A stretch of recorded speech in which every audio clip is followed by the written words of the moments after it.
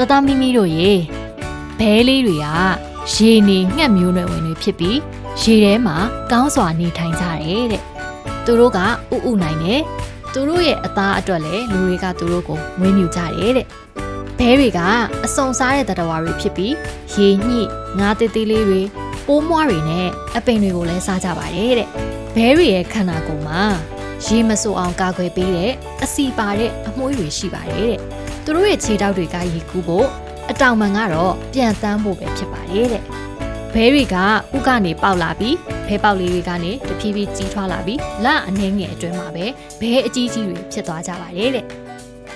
ကဲအခုတော့ဘဲလေးတွေရဲ့အကြောင်းမိကွန်းလေးတွေဖြစ်ကြည့်ရအောင်ဘဲတွေရဲ့ခန္ဓာကိုယ်မှာရှိတဲ့အမွှေးတွေကရေဆိုလားမဆိုဘူးလားဟုတ်ပါရဲ့ဘဲတွေရဲ့ခန္ဓာကိုယ်မှာရှိတဲ့အမွှေးတွေကရေမဆိုနိုင်ပါဘူးကဲအခုဘဲတွေအကြောင်းသိပြီဆိုတော့နောက်ထပ်အကောင်လေးတွေအကြောင်းလည်းထပ်သွားရအောင်နော်